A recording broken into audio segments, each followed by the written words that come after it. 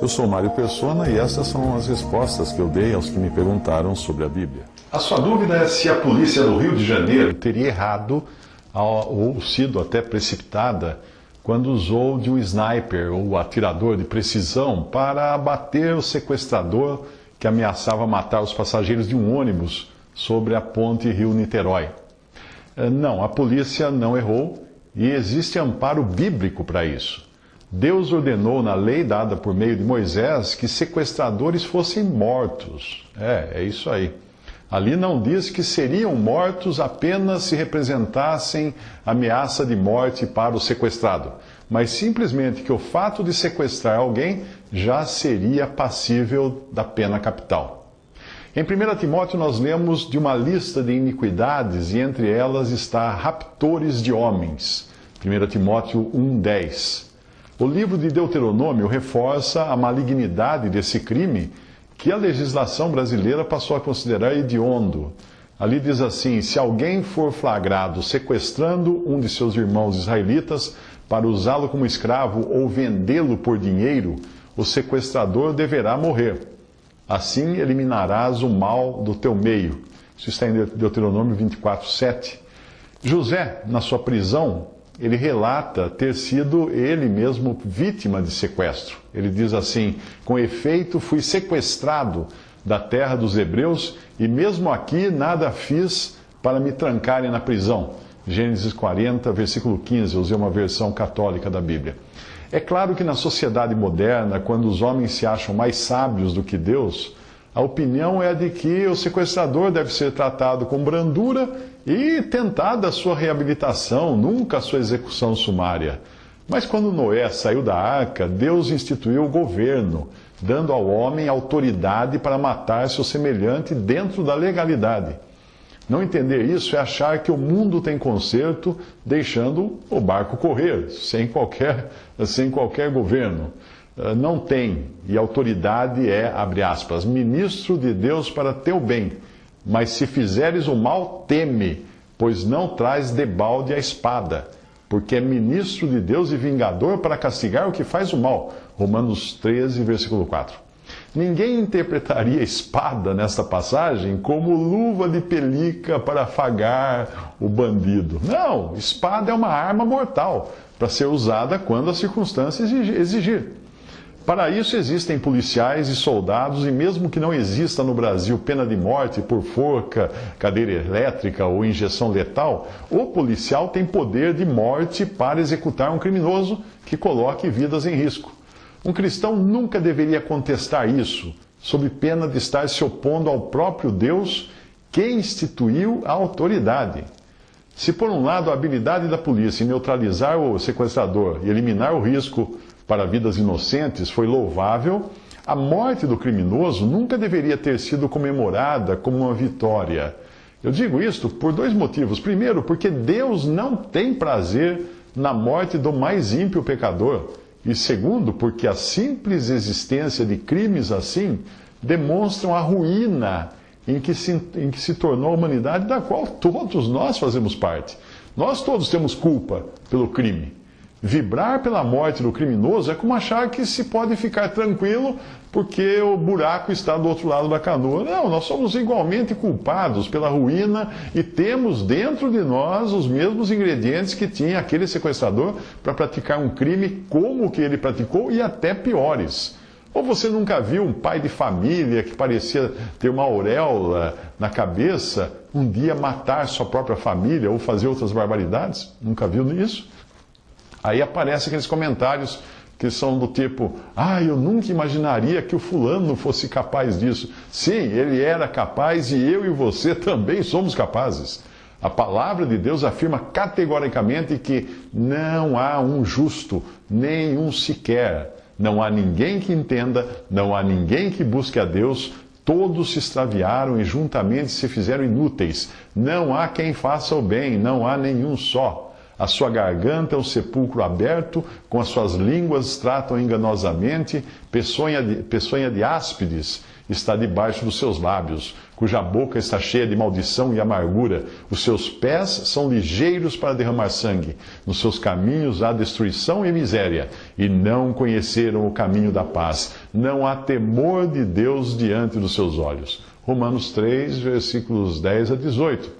Nem tente se excluir desse não há um justo, não há ninguém que faça o bem, porque toda a malignidade de um coração está sempre latente e pronta para se manifestar. Porque do coração procedem os maus pensamentos, as mortes, os adultérios, a prostituição, os furtos, falsos testemunhos e blasfêmias, disse o Senhor Jesus em Mateus 15, 19. No entanto, o desejo de Deus é pela conversão e salvação de todos, e não por sua morte.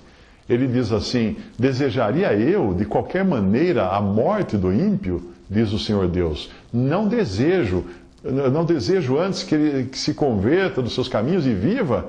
Diz-lhes: vivo eu, diz o Senhor Deus, que não tenho prazer na morte do ímpio, mas em que o ímpio se converta do seu caminho e viva. Ezequiel 18, 23, Ezequiel 33, 11. E naquele mesmo tempo estavam presentes ali alguns que lhe falavam a Jesus, dos galileus, cujo sangue Pilatos misturara com os seus sacrifícios. E respondendo Jesus, disse-lhes: cuidai vós que esses galileus foram mais pecadores do que todos os galileus, por terem padecido tais coisas? Não, vos digo. Antes, se não vos arrependerdes, todos de igual modo perecereis. E aqueles 18, sobre os quais caiu a torre de Siloé e os matou, cuidais que foram mais culpados do que todos quantos homens habitam em Jerusalém? Não, eu vos digo. Antes, se não vos arrependerdes, todos de igual modo perecereis. Lucas 13, de 1 a 5. Antes de ser enviado na sua missão de libertar o povo hebreu do Egito, o Senhor quis deixar claro a Moisés que ele, apesar dos poderes que Deus estava lhe dando, de transformar sua vara em serpente e outros mais, Moisés era tão pecador quanto qualquer egípcio que os escravizava. Na Bíblia, a lepra é figura do pecado. E essa passagem faz todo sentido se nós a lermos lembrando de onde procedem todos os males que foram citados pelo Senhor em Mateus 15, 19, ou seja, do coração. Veja a passagem. E disse-lhe mais o Senhor a Moisés: põe agora a tua mão no teu seio. E tirando-a, eis que a sua mão estava leprosa, branca como a neve. Êxodo 4, versículo 6. Alguém poderia argumentar que no Antigo Testamento o Senhor mandava o seu povo de Israel tomar cidades e matar seus habitantes. Quando isso acontecia, era porque todas as chances daquele povo se arrepender das suas iniquidades tinham sido esgotadas. E o volume da maldade havia atingido a cota máxima, a medida máxima. Deus não suportava mais. Em alguns casos, ele mostrava que deveria ser aguardada essa medida antes de lançar um juízo sobre um determinado povo. Veja só essa passagem. Na quarta geração tornarão para quê? Porque não se encheu ainda a medida da iniquidade dos amorreus. Gênesis 15, 16. Ou seja, não era para os israelitas ainda invadirem a terra dos amorreus, porque a iniquidade deles não tinha chegado na medida máxima. Há quem utilize Provérbios 11, 10 para justificar a comemoração pela morte dos ímpios, porque ali diz assim: perecendo os perversos, há júbilo. Bom, uma coisa é o sentimento de Deus, como foi expresso por meio dos profetas em Ezequiel 33, 11, que mostra que ele não tem prazer na morte do ímpio, mas em que o ímpio se converta. E outra coisa é o sentimento do povo.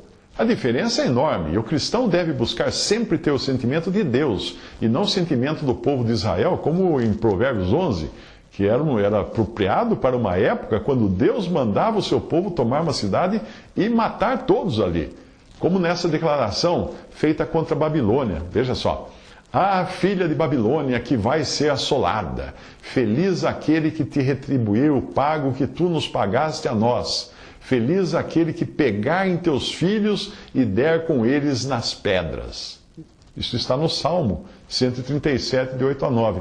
Mas se você ler atentamente o livro do profeta Jonas, verá o quão misericordioso é Deus e o quão mau e vingativo é o homem, representado ali por Jonas. E este deve ser o sentimento do cristão, porém sem atropelar a ordem que Deus estabeleceu, que é a de termos autoridades para punir o mal e até mesmo matá-lo. Mas não cabe ao cristão, como indivíduo, fazer isso, e sim conhecer o sentimento do Senhor, como quando seus discípulos quiseram fazer descer fogo do céu para incinerar os habitantes de uma aldeia que não queria receber a Jesus. Olha só a passagem.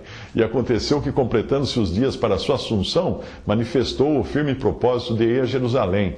E mandou mensageiros adiante de si, e indo eles, entraram numa aldeia de samaritanos para lhe prepararem pousada, mas não o receberam, porque o seu aspecto era como de quem ia a Jerusalém. E os seus discípulos, Tiago e João, vendo isto, disseram: Senhor, queres que digamos que desça fogo do céu e os consuma, como Elias também fez? Voltando Jesus, porém, repreendeu-os e disse: Vós não sabeis de que espírito sois, porque o Filho do Homem não veio para destruir as almas dos homens, mas para salvá-las. E foram para outra aldeia. Isso está em Lucas 9, 51 a 56. Visite respondi.com.br. Adquira os livros ou baixe e-books. Visite 3minutos.net. Baixe o aplicativo.